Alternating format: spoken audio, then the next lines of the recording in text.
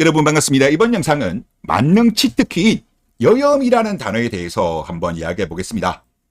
나라 자체가 거대한 한여 국가인 남한에서 한국 여자에 대해서 어떤 이야기를 하더라도 튀어나오는 단어가 있습니다. 마법의 단어. 그건 바로 여염. 메시지에 대해서 아무런 반박을 하지 않죠. 그러나 메신저를 공격함으로써 여염이란 단어를 공격함으로써 상대방의 입을 봉하려는 전략이죠. 이와 관련해 가지고 2016년 주겔 글을 하나 읽어보도록 하겠습니다. 여성은 약자라 대하면 여염이고 강자라 대하면 여염이다. 자, 이거는 뭡니까? 여자를 약자라고 생각하고 좀 도와주려고 배려를 하면 현녀들의 반응은 뭡니까? 여자라고 무시하냐? 여자도 할 수 있어. 너 여염이지. 이럽니다. 그래서 반대로 강한 여자라 대해주면 뭐라고 합니까? 여자의 고통을 외면하네? 너 여염동자지? 이럽니다. 어떻게 해도 결론은 결국은 여염으로 귀결되죠.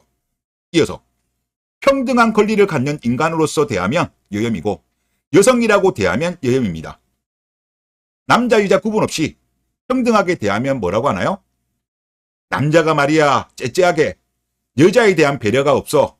여자한테 배려를 해줘야지. 너 여염하는 도태 한남이지. 이럽니다. 그리고 분명히 한여들은 평등을 외치는데 의무에 대해서 평등을 외치면 여염한다면서 의무는 하지 않으려고 합니다. 비패식 마인드죠.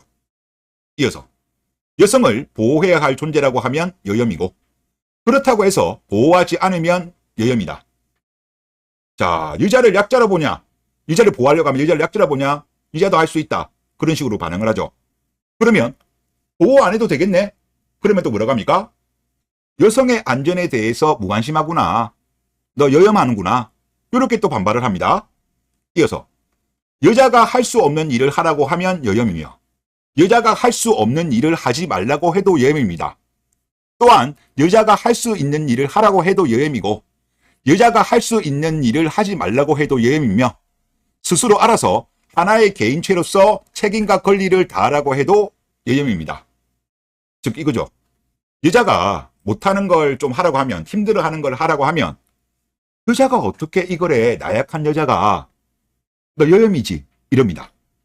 그러면 여자도 충분히 할 수 있는 일을 가지고 하라고 하면 여자라고 이것만 해야 돼? 남자 니네들도 할 수 있는 일이잖아. 남자 니네가 하면 안 돼? 너 여염하는구나 이럽니다. 이래도 지랄 저래도 지랄합니다. 그래서 아무런 이야기를 하지 않는다. 그러면 여자를 배제하네? 여자 쌩까네? 너 여염이지라고 합니다.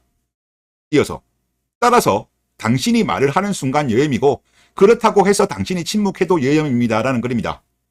그러니까 아무런 말을 못하게 하는 거예요. 여염이라는 단어는 상대방의 입을 닥치게 만드는 만능 치트키인 단어예요. 이러다 보니까 한국은 나라 자체가 거대한 나강 국가가 되었고 한여들은 일종의 성역화가 되었어요. 그런데 이 여염이란 단어가요. 저도 생각해 보니까 옛날에는 그렇게 많이 안 쓰였던 단어예요. 어느 순간부터 이 단어가 많이 등장했는데 이게 언제부터 등장했는지 제가 궁금해가지고 챗GPT한테 질문을 했습니다. 답변이 뭐였냐고 하면 이런 현상은 2015년 전후로 한국에서 페미니즘 운동이 급격히 확산되면서 본격적으로 나타났다고 합니다. 2015년이면 메갈리아 등장이죠. 이게 등장하면서 급진적 페미니즘 커뮤니티가 여염 프레임을 본격적으로 무기로 사용했다고 하네요.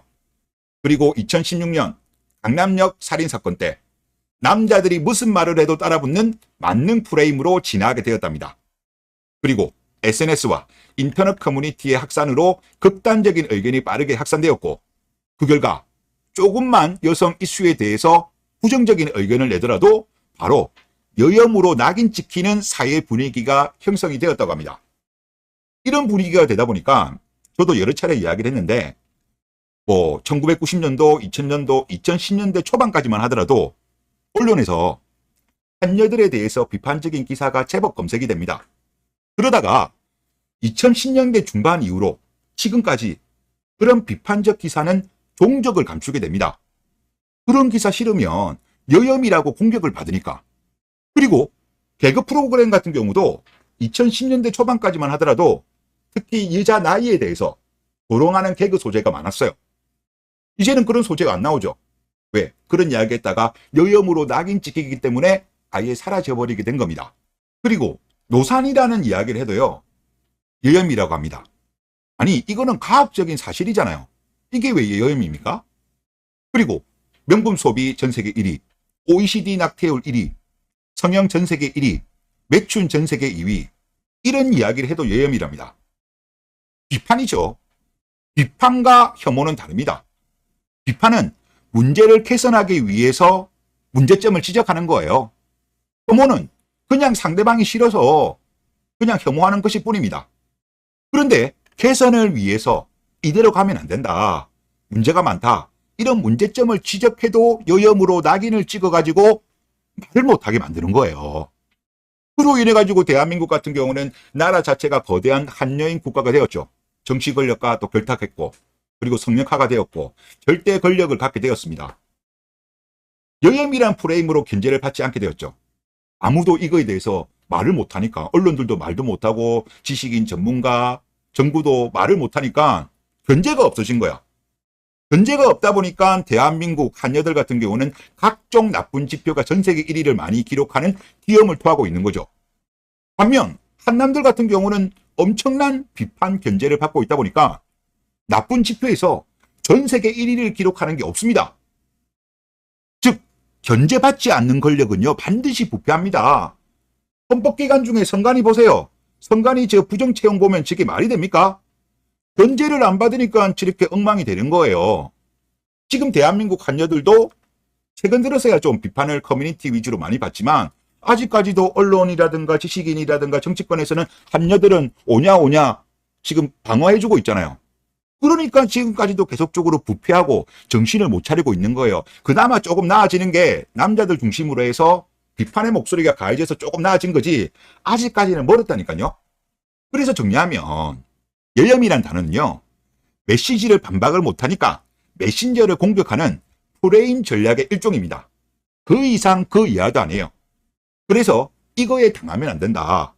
그렇다고 이거가 무서워서, 여염 종자로 낙인 찍히는 거 무서워서 아무 말 안 하고 그러면 이들한테 굴복하는 거예요. 굴복하면 안 되죠. 굴복하면 안 되고, 하여튼 이런 거에 대해서 하여튼 뭐 전문가들, 언론들, 지식인들이 좀 목소리를 내주면 좋겠다, 그런 생각이 들고, 그리고 아직도 진실을 모르는 분들이 꽤 있습니다. 꽤 많기 때문에 남자들이 커뮤니티, SNS를 주로 활용해가지고 아직까지도 깨어나지 못한 많은 물소들한테 유포를 하는 것이 필요하지 않을까. 언론들이 안 해주니까 남자들끼리라도 그런 활동을 해야 되지 않을까, 그런 생각이 듭니다. 네, 이번 영상 여기서 마치겠습니다. 감사합니다.